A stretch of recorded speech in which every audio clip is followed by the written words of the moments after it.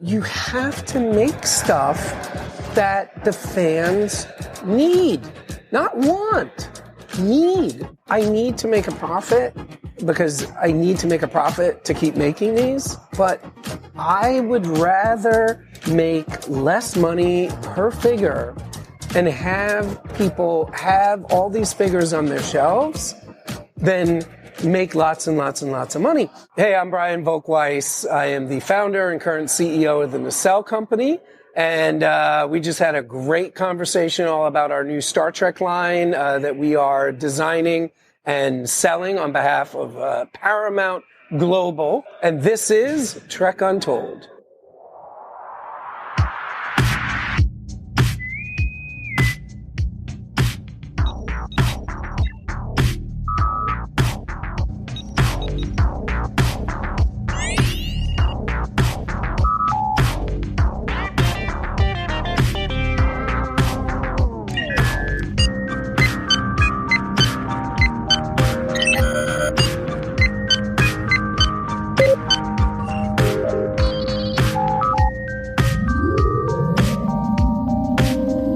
Hello and welcome back to Trek Untold, the Star Trek podcast that goes beyond the stars. I'm your host, Matthew Kaplowitz. The past few episodes we've been talking about New York Comic Con, which I just attended recently, and as I'm recording this, I'm still wearing the clothes I was wearing on day 3 because it is, for me, still day 3. And I was so excited about all the stuff that happened at this event that I just thought I had to just go right into filming my podcast intros. And this was one of those special interviews that I had a lot of fun doing and really just geeking out with who the guest was. So yeah, we're gonna have a good time here with this one. And that's because today we're talking to Brian Volk-Weiss, and he's the CEO of the Nacelle Company. And a lot of folks might be familiar with him and his work with the Nacelle Company from Netflix's The Toys That Made Us. And if you don't know what that show is, it's a great docuseries that's available on Netflix that covers all the toys of our past and all sorts of childhood nostalgia, including episodes about Star Trek, Star Wars, Real Ghostbusters, Ninja Turtles, He-Man, and a ton of other things. And in addition to that, Trekkies will know him best for his work on the docuseries The Center Seat. And in fact, Brian appeared on this very podcast quite some time ago. I think it might have even been like year 1 or very early in year 2 of this show to discuss that docuseries, which literally documented the entire history of Star Trek from day 1, if not even earlier than that, to where we are today with the series. And it was a real, truly great deep dive into a lot of stuff that folks don't know. I mean, again, if you're a fan of the Untold Stories, and you must be because you're watching or listening to this podcast, The Center Seat is definitely going to be for you. Brian and the Nacelle Company very, very recently, and I say very recently, meaning the last 2 years, I think, branched out into something beyond just TV shows, and they've now entered the world of action figures. And that's what brought Brian to New York Comic Con, because he was there to do a panel about his newest venture in action figures. And to date, they haven't really done much in the Nacelle Toy Company now, and that's included bringing back the Biker Mice from Mars license in a 6-inch style. They've brought back Sectars. They've brought back the Great Garloo. Talk about a deep cut right there. But for us Star Trek fans here, this is what's truly awesome to me, is that Brian and Nacelle Toys have now got the license for Star Trek action figures. And this is huge because I am a longtime hardcore Star Trek toy collector. I've done entire episodes about Playmates toys, we've done entire episodes about the Mego toys, we've done stuff about Eagle Moss in the past, and we will be doing things with Fan Home very soon, among other things. So yeah, me and toys, we go hand in hand and have since, well, obviously, childhood. And that's the same story for Brian Volk-Weiss. He grew up as a Trekkie, he grew up as a fan of these things, and now that he's doing toys, he just happened to find a way to get that Star Trek license and start making the toys he always wanted to have as a kid. I gotta tell you guys, the story of how he got the license is pretty shocking too. It's pretty unbelievable how quick this all came together, as you're gonna discover here. And the toys that he's doing, they're gonna blow your mind. These are such unexpected deep cuts, but they are very welcome deep cuts. And there's some really, really great ones that I'm honestly so excited to get. And I can't believe we never got them 20 years ago. Now, for the folks out there who were collecting the revised Playmates line that came out about 2-ish years ago or so, you know, to kind of set a little bit of the stage here, Playmates essentially, I hate to say it, but kind of dropped the ball with their Star Trek figures, and I think a lot of the fans kind of turned on them very quickly, and that's why they only had essentially, I guess, 6 action figures total, along with a few roleplay items and 2 ships. And notoriously, I've spoken to folks in the past about how Star Trek toys just don't sell well. And Brian has heard those things, and we addressed that in this interview here, and he explains why, frankly, he doesn't believe that, and really it's that a lot of these folks just maybe weren't listening to what people really wanted to get.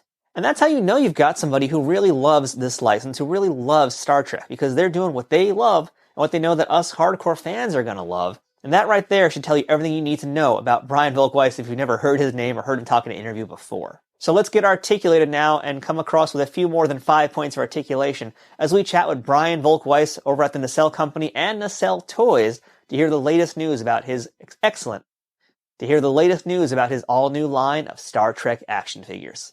But before we get started with this week's episode, I want to ask you guys to please follow me on social media. If you're on Facebook, Twitter, Instagram, and TikTok, you can follow this podcast at Trek Untold across all of those different places. Please make sure to subscribe to the show if you're listening to it on any audio platform, and we're on pretty much almost all of them out there. And if you're watching this video on YouTube, hey, don't forget to give us a thumbs up, leave a comment, and subscribe to the channel for all of our updates. And big shout out to my supporters over on Patreon. They help keep this starship going at warp speed. So as always, big gratitude to all my fine friends over on Patreon. And if you're in a position to financially support this podcast, please consider doing so by visiting patreon.com/trekuntold. We've got a list of different benefits you can get there as being a special member as part of this community, and you'll play a part in helping keep this show continuing to go at optimum power. You can check out links to all these things I just mentioned, as well as a few other things I didn't, in the show notes below. So without any further ado, let's go ahead and beam in this week's guest. Computer, access interview file. Hello and welcome back to Trek Untold, the Star Trek podcast that goes beyond the stars. And today we are literally beyond the stars, although it doesn't look like much at the moment, because I am here at New York Comic Con. I'm joined by one of my most favorite people, one of my most favorite filmmakers out there. Very kind. Brian Volk-Weiss, CEO of the Nacelle Company. And we have a lot to discuss here today. In particular, we're talking Trek Toys. So we've had you on the show before, where you were talking about The Center Seat, which was a great docu-series that your team did. Amazing series. As well as Gates McFadden's podcast, which I know new season coming soon. Yes. We'll probably talk about that a little bit later on Season 3. Season 3, excited for that. But the big news right now is that Nacelle Company has the rights now to do Star Trek toys. This came out of left field, and I'm so effing excited for you, and I'm so excited to see what you guys are going to do. Thank you. But I got to know, this is a huge property. This must have been, years in the making. No. When did this begin? No? No, it's like the craziest story, ever. So as I think you know, we do the Expanse toys for Alcon. So that was Exhibit A. We had shown that we could take a third-party IP, we could design it, we could make it, and it, obviously it being science fiction didn't hurt. So that's Exhibit A. Exhibit B was I had heard a rumor. It's funny, I normally don't have to be that careful when I speak because I'm only talking about our stuff. Right. This is I really need to need to think before I talk about certain things. Anyway, so I had heard that Playmates was not going to be doing another wave of Star Trek. Yeah. I can confirm that, actually, because I talked to folks over at Playmates at Toy Fair, and they said they were going to maybe continue it only in the world of maybe role-play items or maybe ships, but figures they were done with. So I guess the figure license was up for grabs.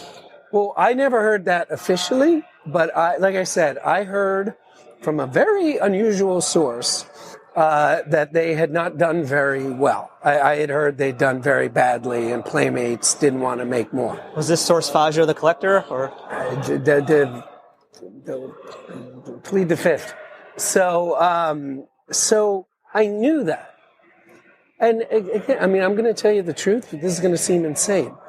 I literally was talking to our head of consumer products one day, within a week or two of hearing that Playmates was done. I was like, do you know anyone at Paramount? And he was like, well, I wouldn't be very good at my job if I didn't know anyone at Paramount. I'm like, can we take a whack at Star Trek? And he was like, yeah, I can ask. So they agreed to a Zoom. I think we had 2 weeks to get ready. We put a deck together, and the deck was literally... So because of Toys That Made Us, I know a lot of owners of toy companies, and I know a lot of people high-ranked at toy companies. So I had been saying to them for years, get the Star Trek license and make characters that haven't been made before. And the examples I always gave was Captain Jellicoe and Captain Garrett, from Yesterday's Enterprise and Chain of Command. And rightfully so, no one listened to me. So the deck we made in those 2 weeks was literally a deck based on the stuff that I used to say to like Brian Flynn at Super 7 or people at NECA, whatever. It's just a dream list you probably already had. It's just a dream, yeah. So we just made this deck. We hit the deck, we put it out, and it was like great. We had a meeting with, a guy at Paramount Global. I'd never met him before. At the time, we had called it Star Trek The Unproduced. That was the name of the line. That's what I wanted to call it. And he was like, great, I love it. Thank you. We'll be in touch. Our people will call your people, like a bunch of Hollywood stuff. I'm like, cool, thank you. I would have bet you everything I owned, we never would have heard it from them again. Just not because of him or Paramount. That's business. That's life, especially in 2024. Like, it's just, it is what it is. We took our swing, whatever. For the rest of my life, I could say I pitched Paramount making Star Trek toys. I really felt that would be the high bar. Like a month later, got an email from the same guy saying, hey, are you going to Licensing Expo? And I was like, yes, we are. And they were like, the guy was like, well, can you meet with my boss? I was like, sure. So I met with his boss. We're sitting there at Licensing Expo at the Paramount booth. We just talked about Star Trek. Like, it was literally just like you and me. Two fans talking about Star Trek.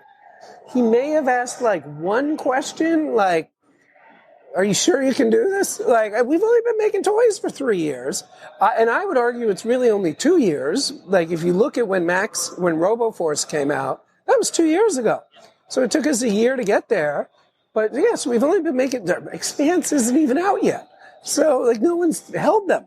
So about 2 or 3 weeks after that meeting, and again, I follow up. Like, I have a lot of systems where I track. I wasn't even sure. I never thought it could happen. Then we got this email. It didn't even go to me. It went to my colleague, Michael, who runs consumer products, and it was like, hey, congratulations. You've been approved to make the Star Trek toys. And that email is obviously framed and on my wall at work. Yeah, that was it. And then we had a meeting where it was like, okay, you pitched us 80 characters. Who do you want to start with?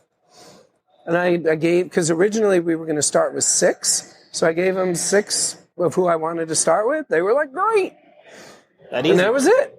And then when we announced that we were doing it, we put an email address out so people could write to us and tell us what they wanted. That must have been bombarded from day one. Oh, we've well over 2,000 emails, well over. And one of the reoccurring things that people kept saying, and it's interesting, I'm a toy maker, I'm a toy collector, and I'm a huge Trekkie. Never did I think of this in a million years. Many people wrote, please don't make 2 or 3 figures. If you're going to do this, do it. So email Paramount. I was like, can we do 8? And they were like, go do 8. So that's why we're doing 8. And if this works, which, I think it will, but you never know until the pre-sale. I hope we'll be doing 10 figures a wave, and I hope to do 100 figures at least. I'd like to put out 2 waves a year. Wow. Yeah, 20 figures a piece. 10 figures a piece, 20. I'm bad at math. Math, but ambitious at toy making. Yes. That's a lot. Yes, very ambitious at toy making. So here's the thing, because Nacelle Toys is a relatively new company, like you said here. You guys are not, I respectfully, I don't want to say that you're not battle tested, but you're still kind of getting your water legs essentially in this market. Yeah. And you guys now have this massive property, right? And here's the thing about Star Trek Toys is, we're in the Javits Center right now. I've been here for years doing Toy Fair, New York Comic Con.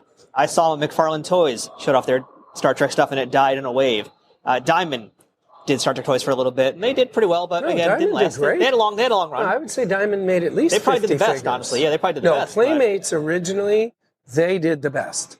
They're the bar to hit. Yeah. But they did, I think, at least 400 characters. Yes, they did. They were running out of characters by the time they wrapped up.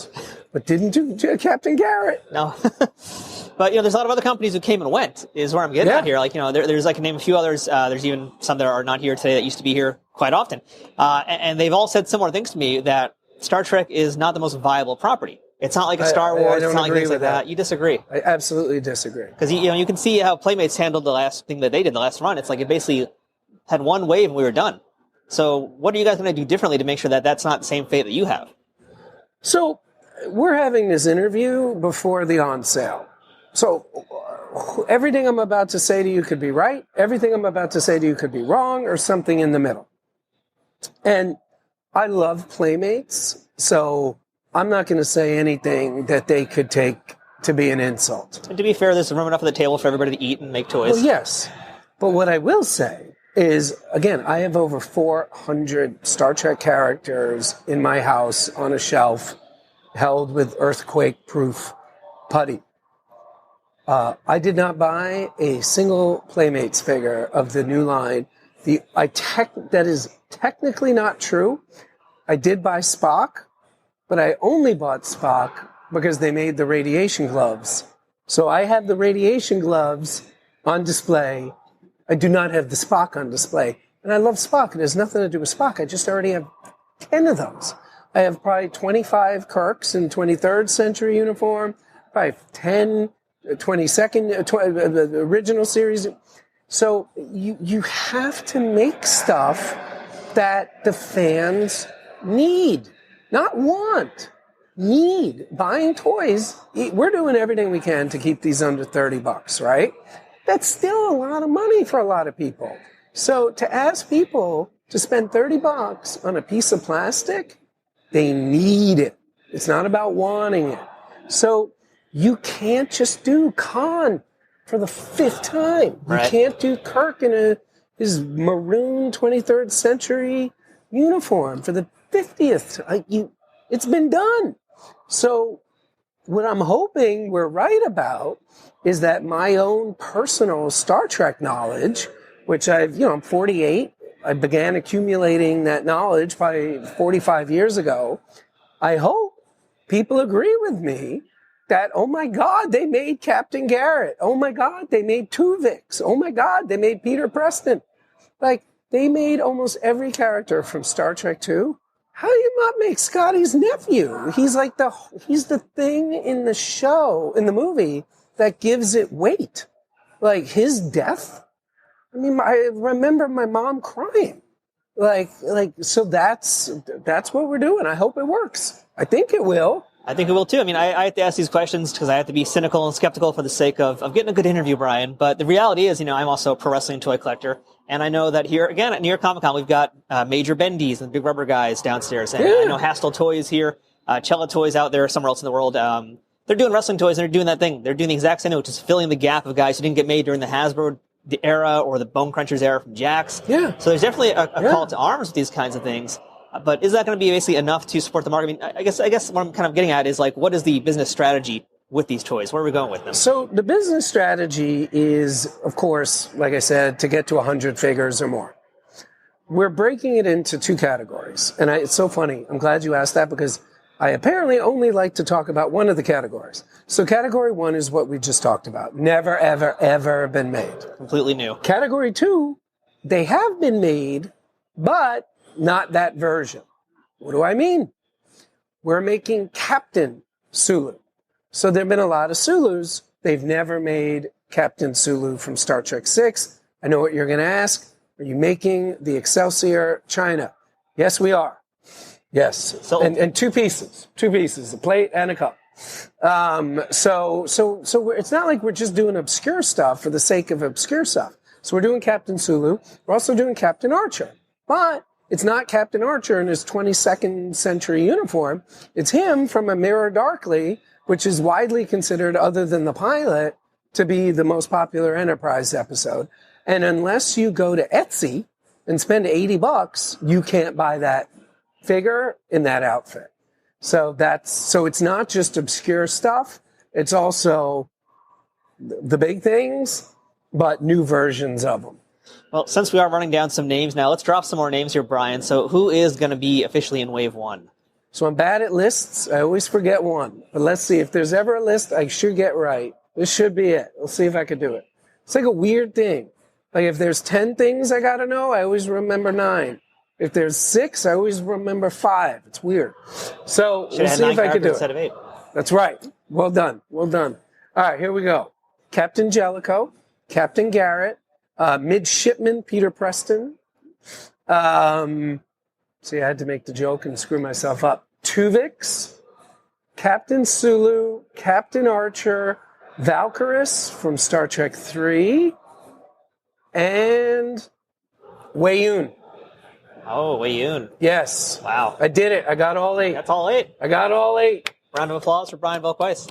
That is a pretty amazing list, too. That's a great list. You like it? I'm super excited for all of them, but Wei-Yun, oh my God.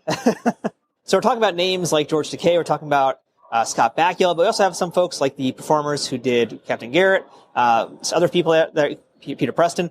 So we're talking big names, working actors, character actors, let's just say here. What is that like for you now? Because you've essentially dabbled a little bit now in dealing with likenesses as far as licenses go. This is now, again, this is playing big time. This is playing in the big leagues. So what has it been like for you and your company to start talking to these folks? Very easy. You know, you have to remember, because of all the other things Nacelle does, we're used to talking to agents. We're used to talking to lawyers. We're used to talking to publicists. We're used to talking to managers. And you do have the rep already with all the Netflix stuff and everything else, too. That's true. So, you know, we have a management department. Someone in our consumer products asked the management department, hey, can you give us the rep information for these 8 names? We got it. Again, I'm telling you what I think happened. I don't really know, but I assume it was something close to this. So we got all the info. You know, we hire actors all the time for our shows. So somebody from a company they deal with, they may not know the person calling, but they're like, hey, this is so-and-so from Nacelle. We're doing Star Trek toys. Is it true you represent Jeffrey Combs? Yes, we do represent Jeffrey Combs. We would like to license his name and likeness for a Star Trek toy. Great. What's the offer? We negotiate and then close, sign, send him some money, and then here we go. So even though you're absolutely right, we have never done that for a toy before. We've been doing that for TV shows and movies for close to 20 years. So yeah, it was super easy. Super easy. Well, I should have corrected both of us, because you have done that with your toys, because you've done the comedians, which... That's where we reach out to the States, I guess, right? No? We were already in business with them. So I could have just agreed with you. But no, that's why we picked the 3 we picked. We already have the Bill Hicks estate. We already have the Lenny Bruce estate. We were working with Joan Rivers at the time. So it was like this, it was just, hey, you want to make can we make toys instead of records? Sure. Like it was like that. It was that simple. Yeah. So I know that the new Star Trek toys you guys are doing are going to be, I believe, close to 6 to 7 inch scale, right? That's they'll all be about 7 inches. I don't like just saying 7 inches, because to me, and we learned this with The Expanse, some characters are much shorter than other characters. So yeah, there'll be some characters that are 6 inches because they have to be, and there'll be some characters that are 7.5 inches. But it's around 7 inches. Our North Star is Star Wars Black Series G.I. Joe Classified. That's the quality we're looking for. Well, I got to dig some more about these figures here. And by the way, I think the perfect April Fool's joke would be having like a Wei-Yun 5-pack. Oh, it's so funny. Yeah, but if you do that, I get the first one. It's actually a really good idea. You can steal it. It's all yours. For a lot of reasons. But I do want to ask, to dig a little bit deeper, we mentioned Captain Sulu's teacup. Can you reveal any other details about accessories? Oh, yeah. Will there be bases? Actually, that's a big question for me. Will there be bases with the figures? Not sure yet. Okay. Not sure yet. I'm a base fan. I know some people are like, whatever. I'm personally a base fan. I like base fans, but I would do what McFarlane does, where it's designed for keeping your figure up. It's not because just something utilitarian, basically. Again, I don't want to, it's very hard to talk about this without coming off as disrespectful to prior companies, but I don't know if you remember the Star Trek Nemesis figures. Mars Asylum? They came in this package. These figures were big. Yeah. They were like 7 to 8 inches. They were at 110 scale. They were really nice. The packages were so overwhelming. The figures look small. So I'll never forget the first time I finally got one, and I took it out. I'm like, whoa, it's huge. but the packaging. So I love what McFarlane does for their Batman line, which is the only McFarlane I really collect. Probably 100 of them, but it's just a simple black piece of plastic with a pole. It says DC on it. Not a pole, little nub. And that's it. Little peg. That's it. Yeah. So I would do something like that to make sure the characters can stand and look good. There was another Star Trek line that had these beautiful, like, transporter-esque bases. They're so big. And it's like, I just feel like it takes away from the artistry of the character. So if we do a base, it'll be a minimal base. Accessories? Brian's eyes just lit up for all the audio listeners out there. Oh yeah.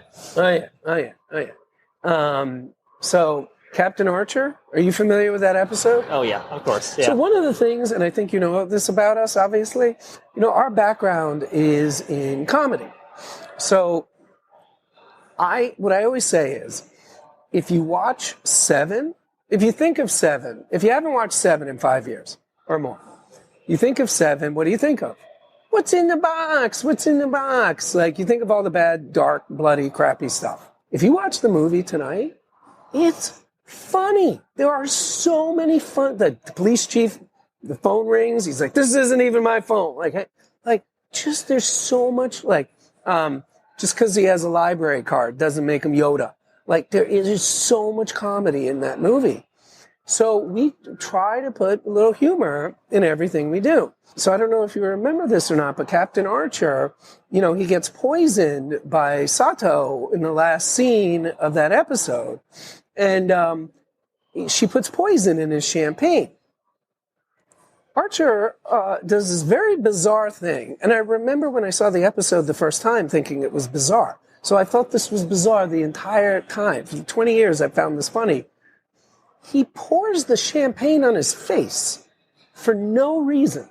Literally no reason. Just, he's laying in bed, he takes a drink, and then he just goes like this and pours it on his face. So we're coming with a champagne glass, a thing that goes in it, so it's half full, and then another thing you can put in it so he can reenact the scene of him pouring champagne on his face for no apparent reason. So it's stuff like that. Rachel Garrett. Rachel comes with two heads. One head looks great. The other head, she don't look so great. Let's say battle damage, Captain Battle Garrett, damage. Yeah. But as a part of the battle damage, one of the accessories is we're calling it what are we calling it? A dangerous piece of debris. And it's literally a piece of metal that can, I don't know if we're going to use magnets or what, but it's you put this stuff, you put these little things in them. So Jellicoe. Jellicoe comes with the finger paintings, but he's also going to come with the fish tank. Now, you might say, well, he threw the fish tank out. Why are you including the fish tank? Because he threw the fish tank out. So it's stuff like that. It's these little details that Valkyris, she comes with the Genesis tape. That's the stuff that I think is what makes... So like I said, the only new Playmates figure I bought was because of the accessory. It wasn't because... Yeah. That's how it was for a lot of us. Unfortunately. Well, that does bring up the question of tooling, because you're running down a lot of folks who will be having unique sculpts. There are some Starfleet people, but even the ones you've named, we're talking TNG uniform, Monster Maroon. So what are you guys doing as far as tooling goes to keep your budgets, keep your costs from going crazy big here? Because if you're doing unique tools for every single person, that's going to be... I feel like it's going to hurt you guys, right? Could it hurt you guys? This is... And here's the thing, and I always say this. I didn't go to business school. All I need to do, this is the way... And luckily I own the company, so this is how I set the clock. We just have to be profitable. We have a lot of other things that we do that make lots and lots and lots and lots of money. So... And they're good. They're good. They're running. They're up and running. They're making lots of money. My goal is to make 100 figures or more. That's the goal. I don't care. You could argue, why are you making Valkyris? Why didn't you make Chekhov? You'd make more money with Chekhov. You'd make more money with Uhura. Yes, we would. But I want to say to the fans, when Super 7 did the reaction figures, I loved that they made, not Arcus, what's his name? Armis. Armis. Armis, yep. I love that they made Armis. I bought Armis. Their Beverly Crusher came, I don't remember exactly what it was, but she came with an accessory that, to the best of my knowledge, had never been made before for Crusher. So I need to make a profit because I need to make a profit to keep making these. But I would rather make less money per figure and have people have all these figures on their shelves than make lots and lots and lots of money. A lot of toy companies are, as you know, they're only toy companies. So if they don't make a lot of money on their toy, and that's, if I had to guess, that's why Playmates made what they made, because on a spreadsheet, you know Captain Kirk is going to do X, Spock is going to do Y, Picard will do Z. So if you're a fan, I'm sure some people, maybe a lot, will be annoyed that of our 8 figures, we wasted one on Valkyris. But what I would say to anyone who feels that way, and obviously I'm saying this all preemptively, I could be completely wrong about this. What I would say to them is our goal is to make 100 figures or more. We will hopefully get to who you want us to make. I want to make them too. But Valkyris, think about it. She's the first time you've ever seen a Klingon woman.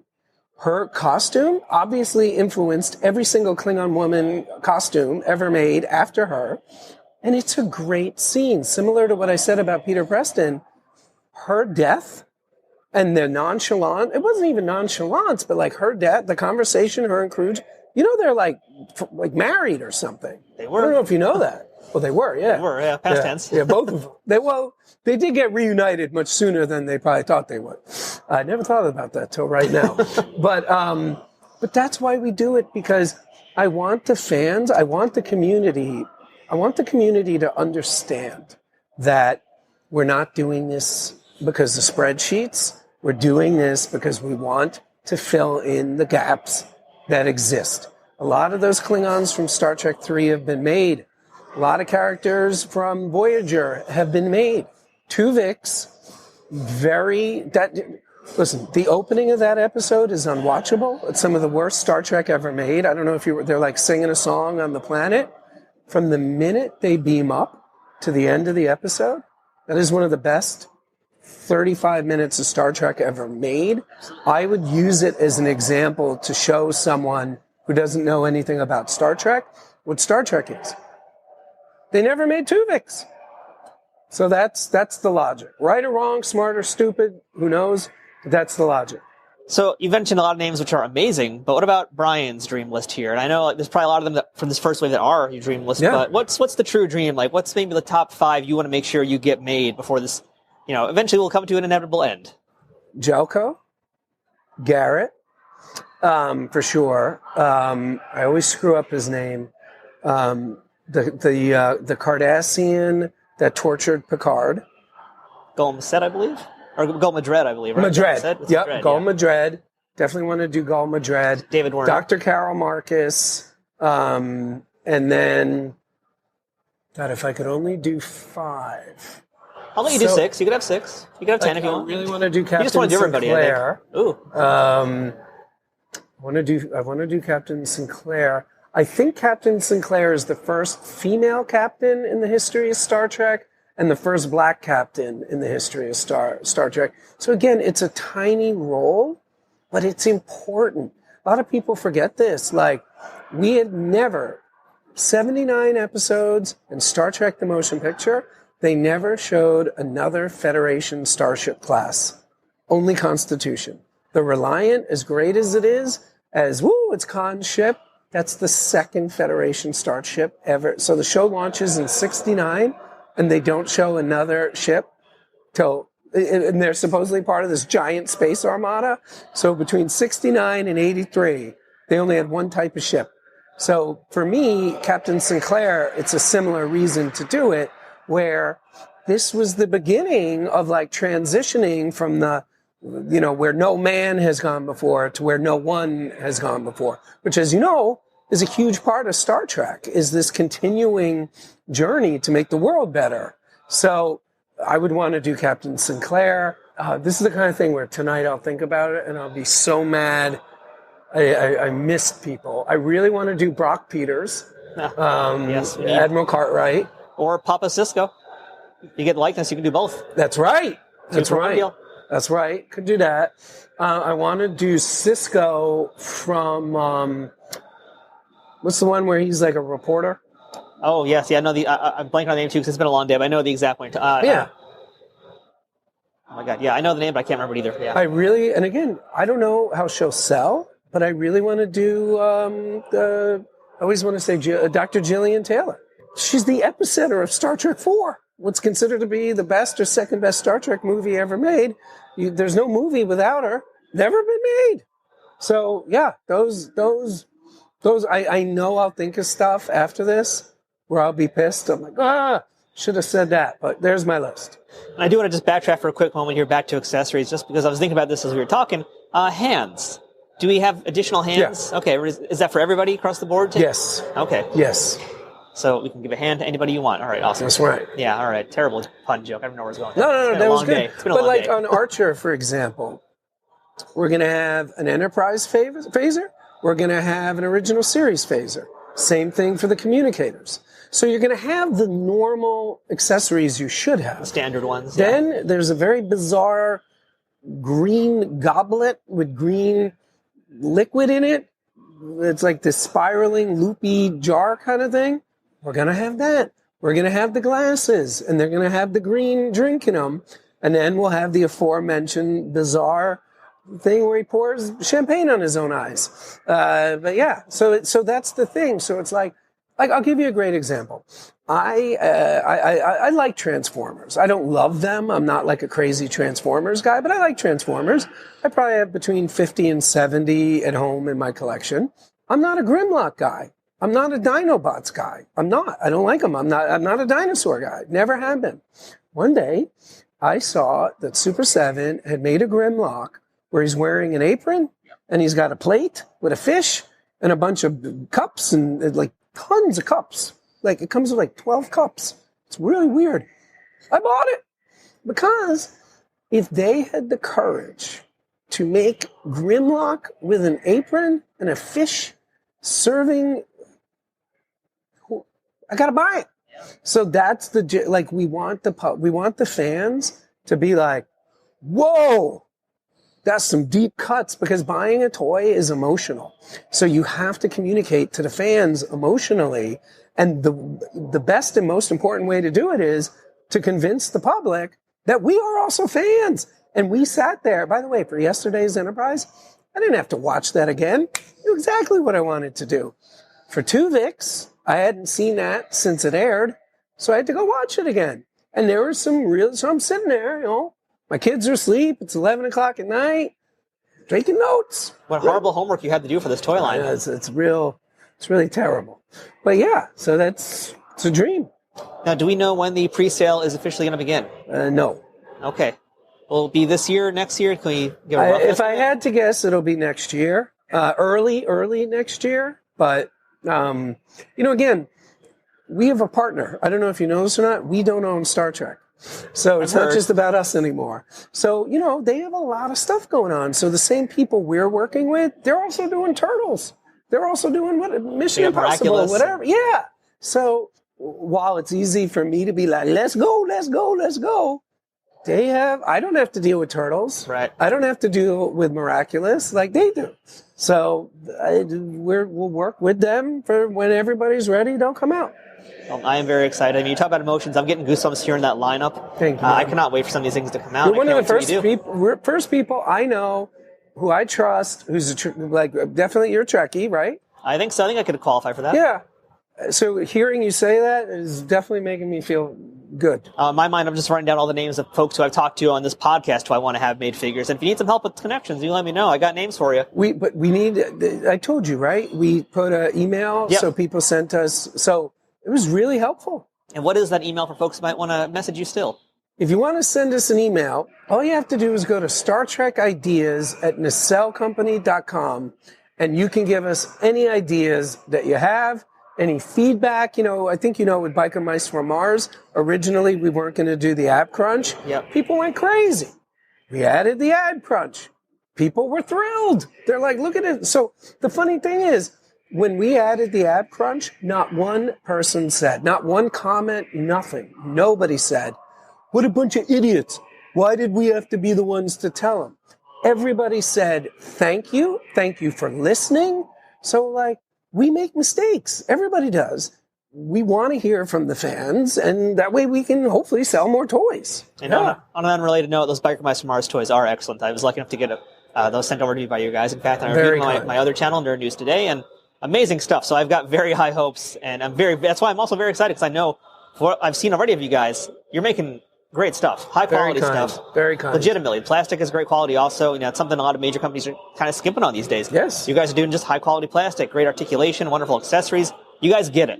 So I know that Star Trek is in good hands, and I legitimately cannot wait to see what's coming down the line. Very kind. And before we wrap things up here, we mentioned at the start of this thing, Gates McFadden has her podcast. Yes. Next season coming out very soon. When is that? Do we know? So Gates Investigate Season 3 is coming out in November. So about a month. Okay, so very, very soon. Okay, that's very less than a month. Yeah, that's exciting too, and that's a great podcast. She's really growing into her role as a podcast person too. She is the best. Oh my God, she's the best. She is. So, by the way, it's funny.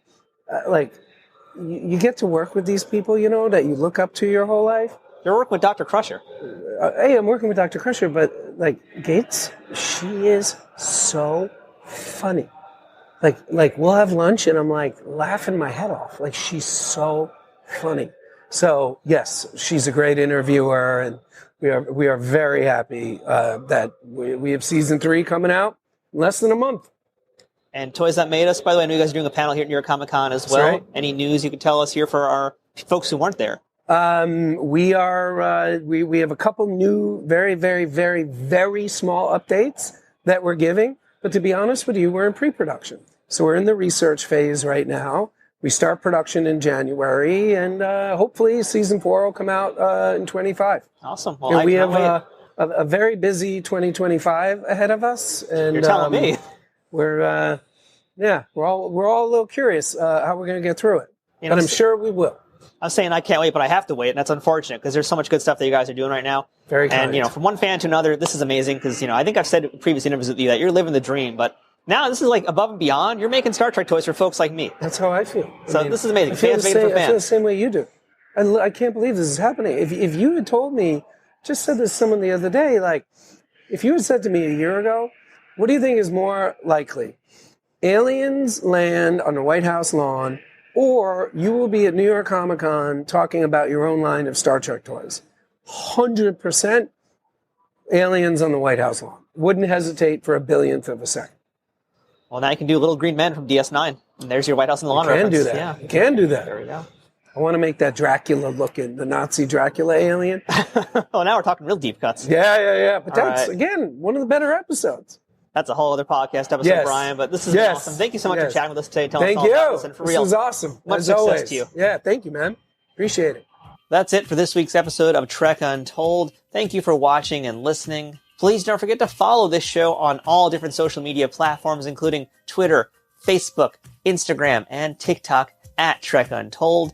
And please make sure to subscribe to this podcast wherever you're listening to it. And for the folks who are watching this over on YouTube, please make sure to leave a like, a comment, and subscribe to the channel to make sure you get all of our latest updates and episodes.